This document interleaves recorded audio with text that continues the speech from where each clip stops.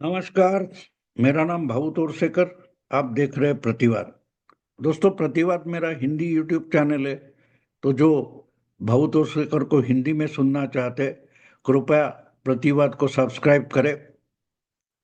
दोस्तों, इस बीच में यानी ऑपरेशन सिंदूर हो, ईरान इजराइल हो, ये सब चल रहा है। इस बीच में भारत की राजनीति में एक बड़ी या मिडिल लेवल की बोलो, एक घटना हुई। पंजाब, गुजरात, तमिलनाडु ऐसे राज्यों में कुछ 5-6 उपचुनाव हो गए, विधानसभा के उपचुनाव हो गए। बड़ी, वैसे तुलना करो तो राजनीति पर प्रभाव डालने वाली कोई घटना नहीं है, क्योंकि तीनों राज्यों में, पंजाब हो, बंगाल हो या गुजरात हो, इन राज्यों में इन उपचुनाव में रिजल्ट कैसे भी आते तो कोई फर्क पड़ने वाला नहीं था। वहां की जो गवर्नमेंट्स है, वो गवर्नमेंट अपने तरीके से बहुमत पर चलने वाली सरकारें है। तो इसलिए एक दो एमएलए कम ज्यादा होते किसी के, तो किसी को भी नुकसान नहीं था, ना किसी को फायदा था। लेकिन जब ऐसे चुनाव हो जाते हैं, तो ऐसे उपचुनाव में जो रिजल्ट आते हैं, तो उस राज्य का मूड कैसे चल रहा है, उसका कोई इंडिकेशन मिलता है, सिग्नल मिलता है।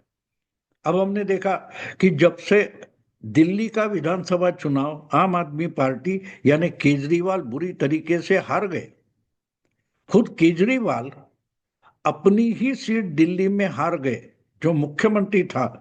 और लगातार 2 चुनाव उसने बहुत बड़ा भारी बहुमत, 70 में 63 और 67, 67 और 63 एमएलए चुनकर लाने वाला जो मुख्यमंत्री था, वो खुद अपनी सीटें हार गया, अपनी पार्टी को भी हरा चुका। ऐसा केजरीवाल फरवरी से लेकर आज तक पिछले 4-5 महीने दिल्ली से पूरा गायब था। हाँ, एक तो उसने हार मान ली थी, और उसके बाद विपश्यना करने के लिए पंजाब के होशियारपुर डिस्ट्रिक्ट में कहीं गए थे, और उसका बहुत चर्चा हुई थी। और उसके बाद इमीडिएटली केजरीवाल ने एक कोशिश चालू की थी कि उनको कहीं ना कहीं किसी पॉलिटिकल पोजीशन पर, सत्ता पद पर जाना था। इसलिए वो राज्यसभा जाने की कोशिश कर रहे थे। अब उनकी मेहरबानी से आम आदमी पार्टी के नाम पर कम से कम 8 या कुछ 7 लोग राज्यसभा में बैठे, लेकिन उनके लिए कोई भी अपनी सीट खाली करने के लिए राजी नहीं था। ना दिल्ली से कोई था। दिल्ली से मेरा ख्याल है आम आदमी पार्टी के 3 एमपी राज्यसभा में है, संजय सिंह वगैरह वगैरह, कोई गुप्ता है। और पंजाब से 5 लोग थे। लेकिन केजरीवाल को राज्यसभा भेजना है, तो सीट खाली नहीं थी, और इसलिए कोई ना कोई तो केजरीवाल के लिए अपना पद छोड़े, इसकी रिक्वेस्ट की गई, लेकिन कोई मानने को तैयार नहीं था। आखिर में केजरीवाल ने एक अल्टरनेटिव निकाला कि लुधियाना वेस्ट की जो विधानसभा सीट खाली हो गई थी, वहां के, मेरा ख्याल है कांग्रेस के कोई एमएलए थे, उनकी मौत हो गई थी, तो उसके लिए वहां उपचुनाव होगा। वही एक संजीव अरोड़ा नाम के आम आदमी पार्टी के जो एमपी थे राज्यसभा के, उनको खड़ा करेंगे और उनको मिनिस्टर बनाएंगे। बदले में उन्होंने अपनी राज्यसभा सीट छोड़ देनी चाहिए, और उस सीट से कुछ 3 साल बचे हैं, इसके लिए केजरीवाल राज्यसभा जाएंगे। ये प्रोग्राम उन्होंने बनाया, और इसके लिए वो एक सीट विधानसभा की पंजाब की जीतने के लिए केजरीवाल पिछले कम से कम 4 महीनों से पंजाब में डेरा डाले हुए थे। अपने तरीके से काम कर रहे हैं, उनका एक तरीका है, उस पर चर्चा बहुत थी। लेकिन फरवरी में दिल्ली का चुनाव हारने के बाद केजरीवाल जो पंजाब में जाकर बैठ गए, वहां से वो वापस दिल्ली आ ही नहीं रहे थे। शायद बीच में अपनी बेटी की शादी के लिए वो दिल्ली आए थे कुछ दिन, लेकिन पॉलिटिकली उन्होंने कुछ नहीं किया। जो दिल्ली का आम आदमी पार्टी का यूनिट है, उस पर पूरी पार्टी छोड़कर केजरीवाल पिछले 4 महीने से पंजाब में डेरा डाले बैठे थे। तो एक उन्होंने सक्सेस किया। और एक बात है, केजरीवाल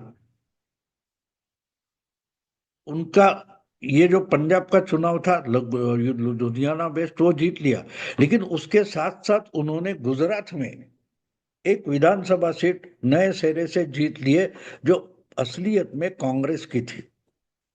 तो ये समझना जरूरी है, इसमें समझना ये जरूरी है कि जो उपचुनाव 5 हो गए उसमें 2 सीटें गुजरात में थी, उसमें से एक बीजेपी ने अपनी सीट जीत ली और कांग्रेस की सीट आम आदमी पार्टी के पाले में चली गई। बंगाल की दोनों सीटें ममता दीदी की पार्टी ने जीत ली और पंजाब की एक सीट आम आदमी के पास चली गई। यानी 2 तृणमूल कांग्रेस, 2 क्या बोलते हैं आम आदमी पार्टी और एक बीजेपी। लेकिन एक भी सीट कांग्रेस नहीं जीत पाई। लोकसभा में 99 सीटें जीतने वाली कांग्रेस उसके बाद हर चुनाव में बुरी तरह से पीट रही है।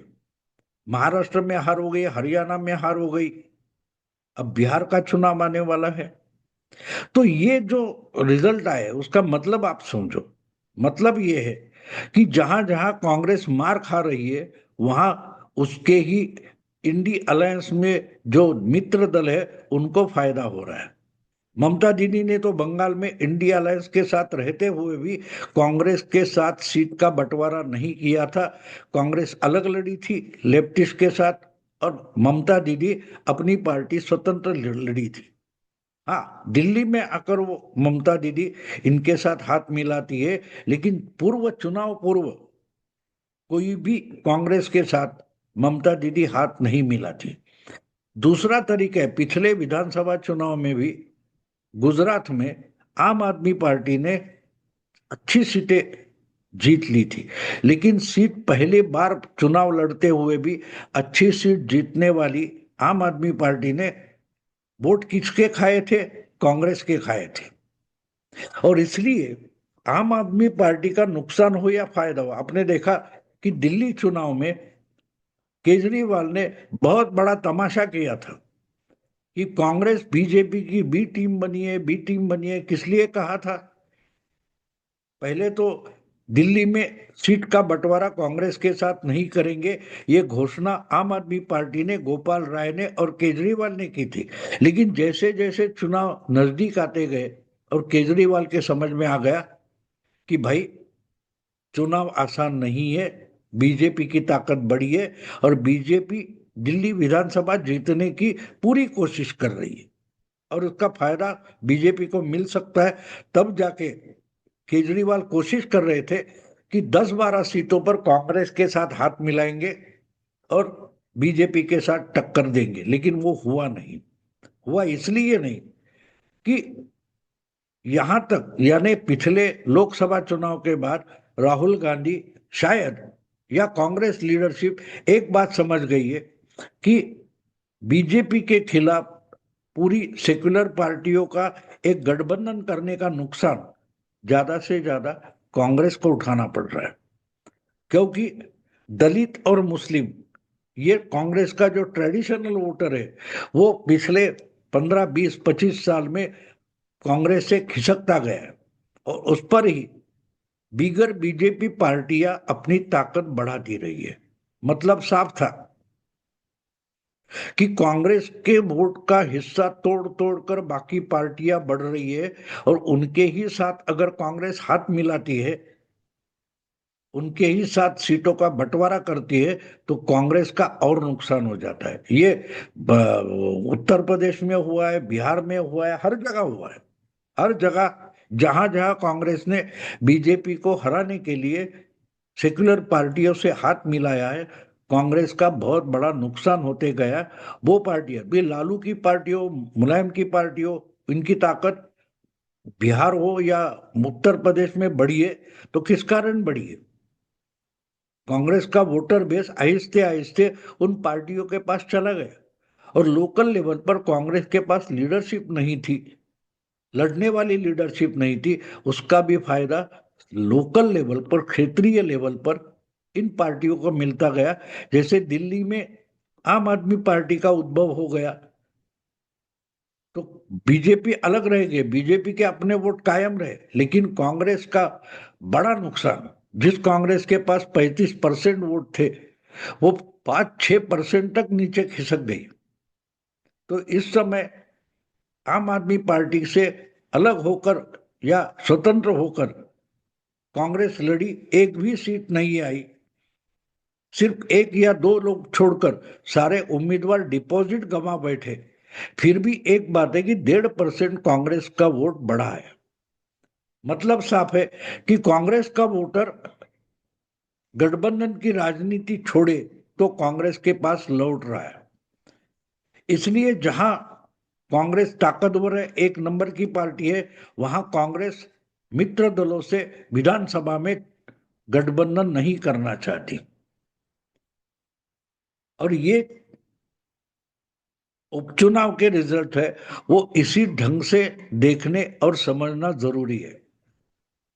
इस चुनाव ने एक बात साफ कर दी कि राहुल गांधी कितना भी तमाशा करे, कितने राफेल गिरे, महाराष्ट्र में कितने 80 लाख वोटर अचानक कैसे बढ़ गए, ऐसे सवाल उठाकर या ऑपरेशन सिंदूर पर सवाल उठाकर राहुल गांधी कितना भी तमाशा करे, एक बात साफ है, लोगों का कांग्रेस पर और राहुल गांधी पर विश्वास नहीं रहा है। राहुल गांधी कांग्रेस का नुकसान कर सकते हैं, राहुल गांधी प्रधानमंत्री नहीं बन सकते या बीजेपी के लिए अल्टरनेटिव नहीं बन सकते, इस पर लोगों का भरोसा इतना बढ़ गया कि आहिस्ते आहिस्ते जो लोकसभा में कांग्रेस के साथ जाने वाले वोटर थे वो वापस अपने अपने क्षेत्रीय दल के पास विधानसभा के लिए लौटने लगे। यही इस उपचुनाव का असली आशय है। जैसे बंगाल में ममता दीदी ने दोनों सीटें जीत ली, लुधियाना में शायद कांग्रेस जीत जाएगी ऐसा माना जाता था, लेकिन कांग्रेस उतने वोट नहीं पाई। जो सीट कांग्रेस की थी वो भी आम आदमी पार्टी जीत गई। और दूसरी बात यह है कि गुजरात में जो कांग्रेस की सीट थी वो आम आदमी पार्टी के पाले में चली गई। मतलब साफ है कि अगले चुनाव पर, यानी मुझे लगता है कि 2027 में गुजरात का भी विधानसभा चुनाव है, तब तक अगर केजरीवाल पूरी ताकत लगा दे तो गुजरात में कांग्रेस पार्टी तीसरे नंबर तक चली जाएगी। पहले पिछले चुनाव में कुछ 6-7 सीटें आम आदमी पार्टी ने जीती थी, 8-10-15 जगहों पर उनके कैंडिडेट दूसरे नंबर पर वगैरह आए थे। लेकिन एक बात साफ है, जहां कांग्रेस और बीजेपी के साथ तीसरी पार्टी आ जाती है, कांग्रेस और विकलांग हो जाती है, वीक हो जाती है। तो इस चुनाव का आशय मैं मानता हूं एक है और साफ है कि कांग्रेस राहुल गांधी की नेतृत्व में वेंटिलेटर पर चली गई है, ये हम समझ सकते हैं। अब देखिए, राहुल गांधी जो कुछ पागलपन करेंगे उसका समर्थन करना यही कांग्रेस की एक पॉलिसी बन गई है। और इसलिए जो कुछ दिमाग वाले लोग बच्चे कुचे कांग्रेस में है वो भी राहुल गांधी से परेशान हो गए, एक एक करके निकल रहे। अब दुनिया में जो डेलीगेशन भेजे गए थे ऑपरेशन सिंदूर के बाद, उसमें मनीष तिवारी है, आनंद शर्मा है, सलमान खुर्शीद है, शशि थरूर है, ऐसे जो अच्छे कांग्रेस के नेता है, जो पार्टी भी बढ़ा सकते हैं, पार्टी की एक पॉलिसी लोगों के सामने रख सकते हैं, ऐसे लोगों को भी मोदी के साथी मानकर राहुल गांधी ने जिस ढंग से बदनाम किया है, उसके बाद वो भी आहिस्ते आहिस्ते कांग्रेस से दूर हो रहे हैं।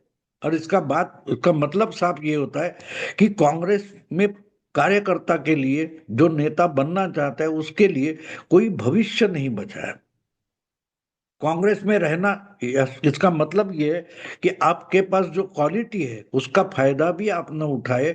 राहुल गांधी कांग्रेस को डुबाना चाहते हैं और उसके साथ जो डूबने के तैयार है उसको कांग्रेस में लॉयल माना जाता है।